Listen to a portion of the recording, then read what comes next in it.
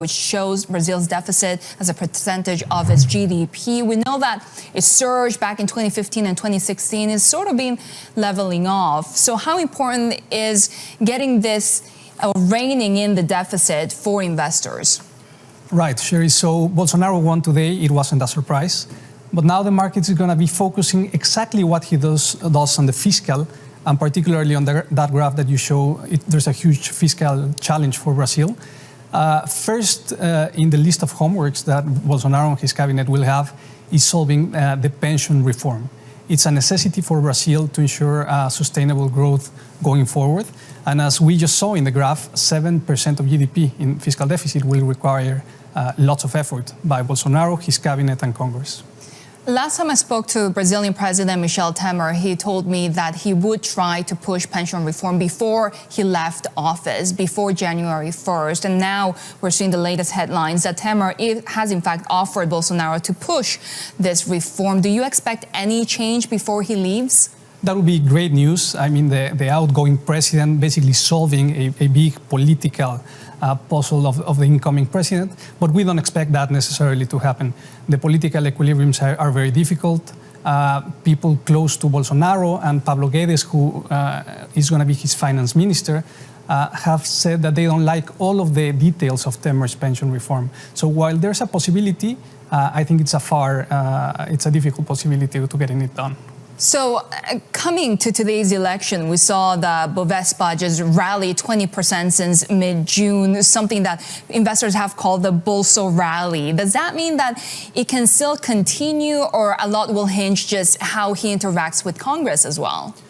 Well, I think the market was already pricing this big victory by Bolsonaro. There can still be a small rally in FX, in the equity markets, in rates, but it has been mostly priced in. Now the market is going to focus on what are the specific details of the cabinet, the specific details of the policy proposals. But the market likes Bolsonaro very much, as opposed to 40% of Brazilians that oppose him in the presidency. The markets like him because of his deregulation speech, his privatization policies, and because the pension reform, as we just discussed, is the biggest issue. He probably will want to do it first before anything else. What happens if they can't get pension reform? Because Brazil is one of the most generous states when it comes to welfare. It's very bad news. If you look at the microeconomics of Brazil, everything looks good. The economy is in a recovery after a very big depression. External accounts are very well, but fiscal is definitely not good. So the market will not like at all if we don't get some news on the fiscal and particularly on the pension on the first half of 2019. It's going to be very bad news for Brazil, because debt is going to touch 80% of GDP soon, within a year or 2 years. And then those levels for an emerging market is difficult territory.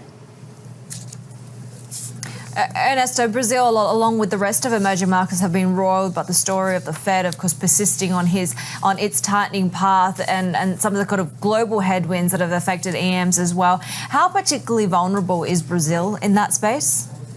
Well, Brazil, not so much, except for the fiscal that we've already discussed. In terms of fundamentals, Brazil has very strong fundamentals now with the recovery going on.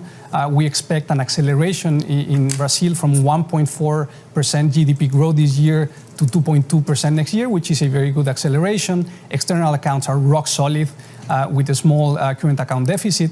And Brazil is financing mostly in the local markets.